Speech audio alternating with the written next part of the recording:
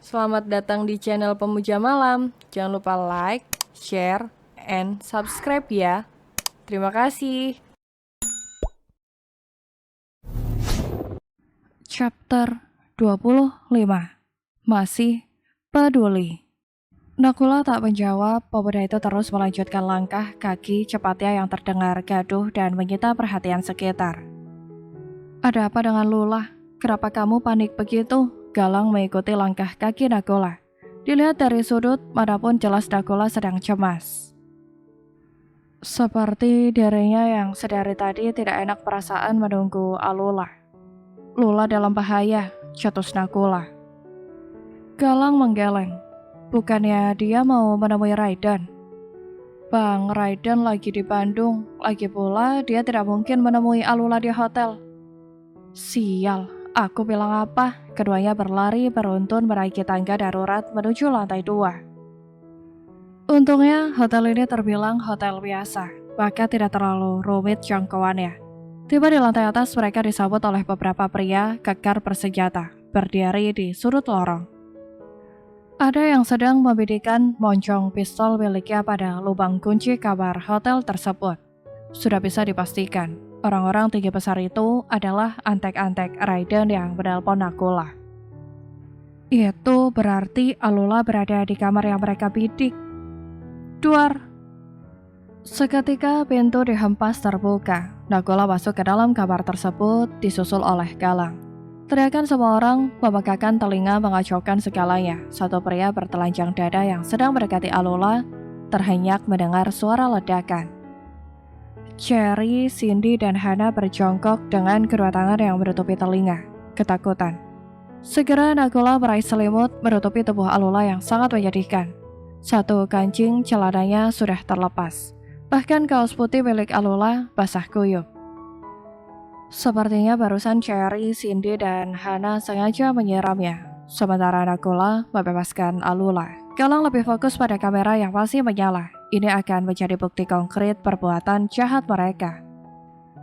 Jangan ada yang boleh bergerak atau meledak kepala kalian. Satu antek-antek Raiden menghunuskan ujung pistol pada kepala lelaki yang mencoba melarikan diri.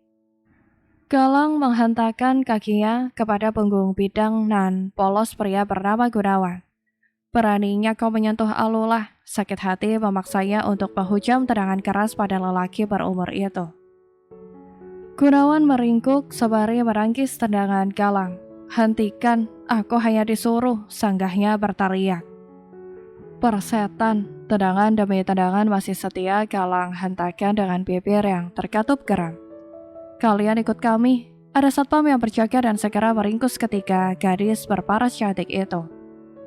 Cindy menoleh pada Hana curiga. Kamu pasti yang menelpon aku lah. Iya kan, ha? Berangnya berteriak. Hana menggeleng. Sumpah demi apapun, tidak sama sekali, sanggahnya. Sementara Cherry Hayadia menatap Galang yang sibuk memukuli Gunawan. Apakah sepenting itu Alula bagi Galang? Kenapa Galang bisa seburka itu pada orang yang berusaha menyakiti Alula? Dianggap apa dirinya selama ini? Apa sedikit pun tidak ada rasa yang berbeda? Cherry seduh, para satpam yang mengondisikan tubuhnya pun tidak ia hiraukan. Ini lebih menyakitkan dari apapun. Dua antek-antek Raiden membawa Gunawan untuk diserahkan pada yang menginginkan. Terpaksa Galang harus menghentikan aksi brutalnya. Alula menangis dalam pelukan saudaranya setelah Nakula berhasil melepaskan satu persatu rantai yang menjeratnya. Kamu tidak apa-apa kan? Nakula merasa lebih baik. Detak jantung pun berangsur lirih, tidak seperti saat dirinya belum berhasil menemukan Alula. Mereka kembar. Jika ada salah satu dari mereka yang berada di posisi tersulit, pasti ada perasaan aneh yang menyelubungi.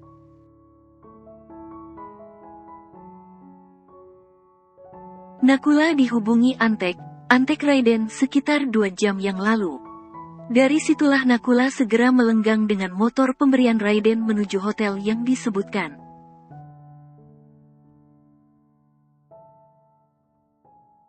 Kenapa lama sekali? Aku membutuhkan seseorang. Alula terisak dalam dekapan hangat Nakula. Meskipun Gunawan belum berhasil menyentuhnya lebih jauh lagi, tapi Cherry, Cindy, dan Hana sudah berhasil menyiksanya.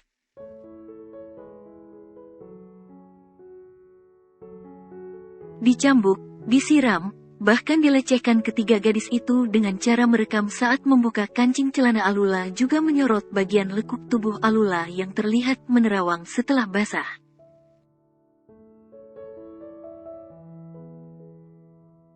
Nakula sangat menyayangkan sekali. Lihatlah darah yang mengalir dari luka goresan di sebagian kulit mulus Alula. Terasa pedih menyayat hati. Alula berharap Raiden masih peduli dan menyelamatkan dirinya. Kenyataannya adalah, hanya Nakula dan Galang yang selalu ada untuknya.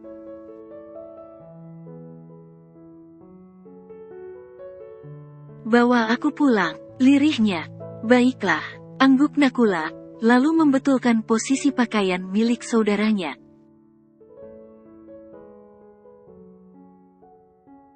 Galang membuka jaket jeans miliknya kemudian memberikannya pada Nakula. Aku akan mengurus Cherry, katanya lalu pergi.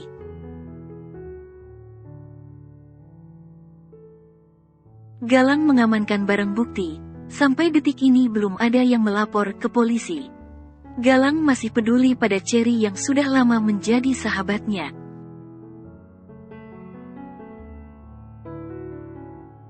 Galang hanya mengamankan Cherry, Cindy, dan Hana di pos satpam.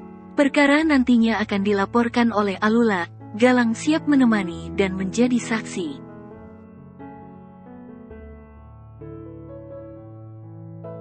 Semua masih tergantung Alula si korban. Sementara Nakula menggendong saudaranya dengan punggung, Alula berpegang kuat-kuat pada dada Nakula.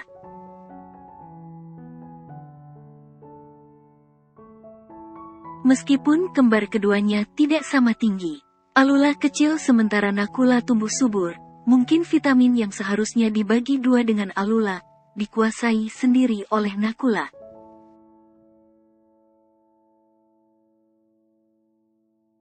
Nakula menuruni anak tangga karena lantai yang dia tuju hanya satu lantai di bawahnya.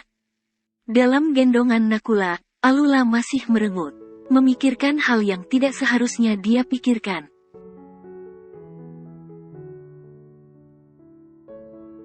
Semua ini terjadi karena Om Raiden kan? Kenapa juga dia harus benar menjadikan aku istrinya? Akhirnya Cindy iri dan semakin nekat saja.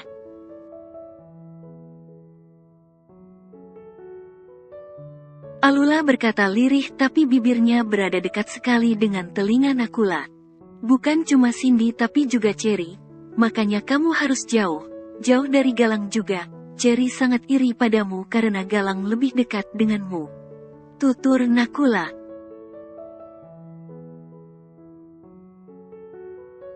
Aku sudah punya kamu, cukup kamu yang selalu ada untukku. Aku tidak perlu dekat dengan siapapun lagi. Mereka semua hanya membuatku berada di posisi yang dibenci. Angguk Alula lirih.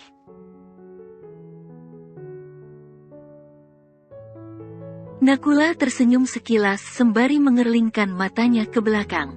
Menggendong Alula tidak terlalu membuatnya kerepotan karena berat Alula tidak pernah lebih dari 45. Sekarang aku mungkin masih bisa menolongmu. Selalu ada untukmu. Tapi nanti, ketika aku sudah memiliki kekasih, pasangan hidup sendiri atau bahkan istri, pasti aku juga tidak bisa menjagamu setiap waktu.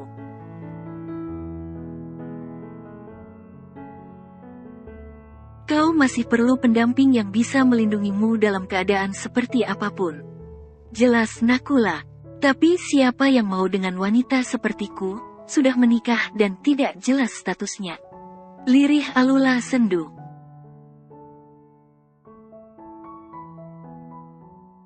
Tentu saja suamimu, siapa lagi, ketus Nakula.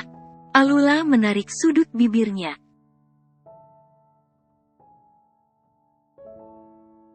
Untuk apa mengharapkan dia? Biar bagaimanapun juga, dia suamimu, dia sangat peduli padamu. Peringat Nakula sok bijaksana.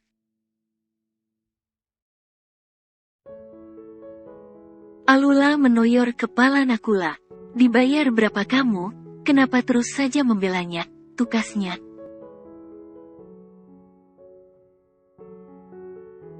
Nakula menurunkan tubuh Alula tepat di depan motor gede miliknya. Alula dia arahkan untuk duduk di jok belakang motornya.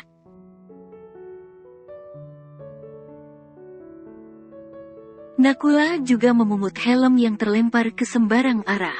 Dia bersihkan dan memakaikannya pada kepala Alula.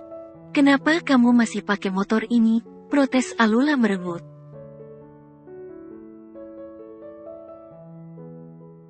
"Kamu pikir siapa yang membuatku tahu di mana posisimu sekarang?" tanya Nakula. "Bang Galang yang meneleponmu kan? Siapa lagi? Aku kesini sama dia," sahut Alula polos.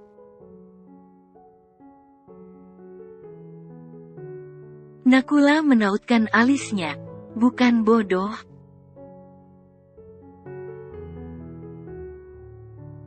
Lalu, aku tahu dari orang yang mengawalmu seharian. Mereka memberitahuku alamat hotel ini."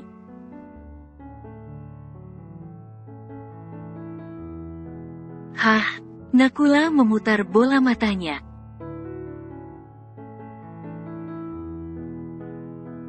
"Mereka bahkan sampai tidak bisa makan tepat waktu karena harus selalu mengawasimu. Apa kau serius tidak menyadari ada yang mengawasimu seharian penuh?"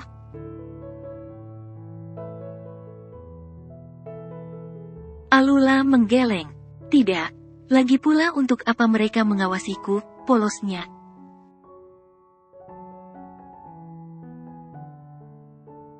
"Untuk hal seperti ini, Bang Raiden repot mengutus mereka, ya untuk melindungimu," sergah Nakula ketus. "Masih saja tidak peka."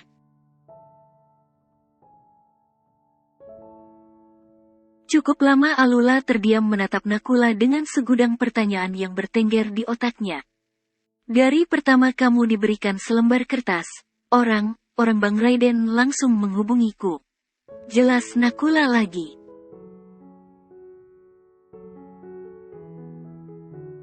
Alula menggeleng ringan. "Benarkah?"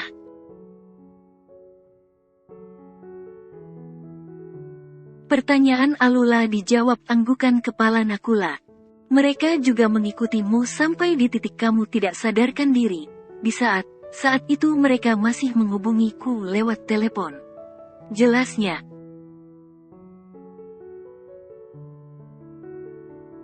"Kalau sudah tahu aku ditipu daya, kenapa mereka tidak langsung saja mengingatkan aku? Tahu begitu, Lula tidak perlu mengalami hal menyedihkan ini kan?" berang Alula.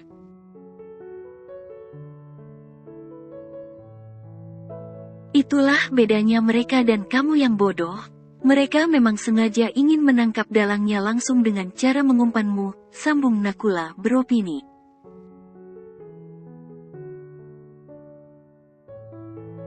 "Sialan emang itu orang," kesal Alula. "Tapi aku setuju dengan aksi mereka. Mereka orang yang hebat," kata Nakula.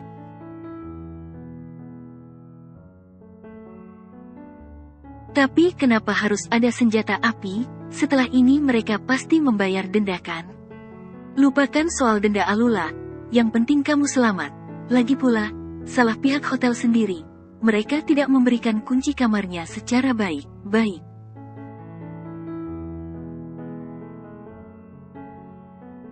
"Akhirnya dengan terpaksa pengawalmu menggunakan cara paksaan seperti itu," terang Nakula lagi. Nakula mulai melangkah pada kuda besinya, menyalakan mesin dan melajukan motornya.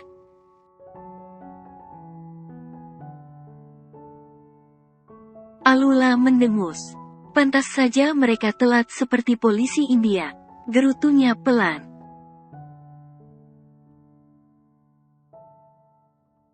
Terlepas dari semua kejadian menakutkan ini, Alula senang karena ternyata Raiden masih peduli padanya.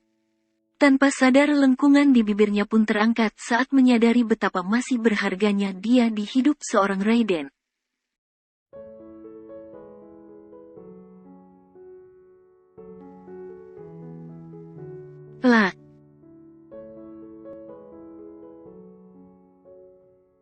Raiden menatap nyalang beberapa anak buahnya setelah mendaratkan telapak tangan kerasnya dan membuat semua orang menunduk dengan tangan yang memegangi pipi kiri mereka.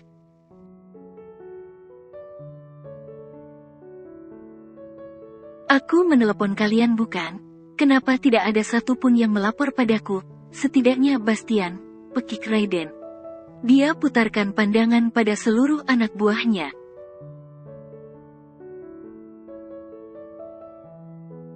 Satu pria menjawab dengan tundukan khidmat di kepalanya. Maaf Tuan Muda, tapi kondisinya gawat darurat, kami hanya memikirkan keselamatan Nyonya Muda. Sungguh, kami tidak memikirkan apapun selain itu. Sanggahnya.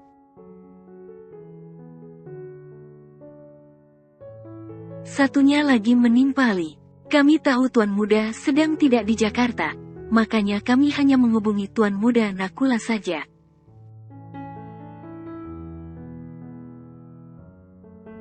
Setidaknya, Nyonya Muda akan segera mendapatkan perlindungan dari saudaranya, ucapnya.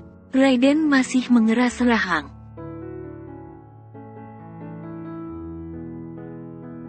Tapi kenapa harus berbuat sejauh itu? Kalian sengaja membiarkan istriku berada di tangan orang jahat. Bagaimana jika sampai terjadi sesuatu padanya? Berangnya.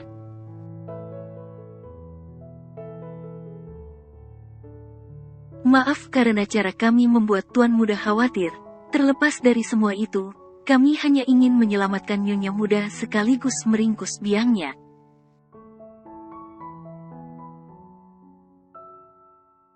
Karena jika tidak hari ini, bukan tidak mungkin besok atau lusa mereka akan kembali mencobanya.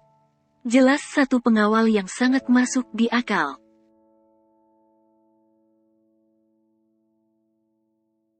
Raiden setuju dengan pemikiran para anak buahnya. Kali ini dia akan memberikan apresiasi karena sudah berhasil menyelamatkan Alula.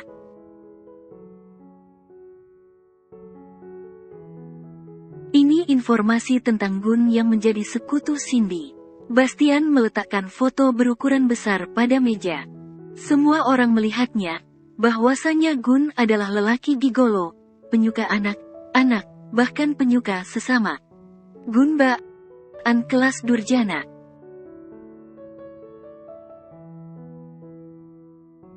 Berapa banyak perempuan dan anak yang menjadi korban lelaki bejat tersebut? Jika terus dibiarkan hidup berkeliaran, pasti akan lebih banyak korban berjatuhan.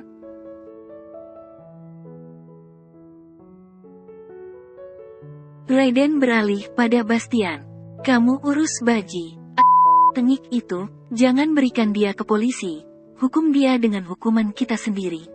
Pastikan dia menyesali perbuatannya sampai merengek minta ampun, titahnya bengis.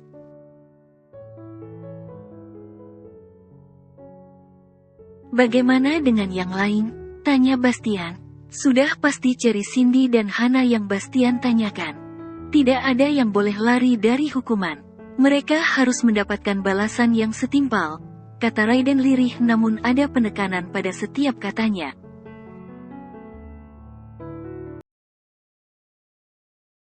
Cabut semua kerjasama perusahaan kita dengan orang tua mereka.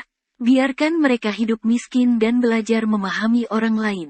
Tunjukkan pada mereka di mana sepantasnya posisi mereka.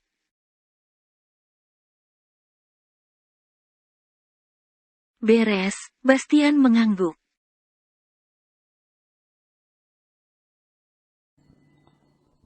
Bersambung.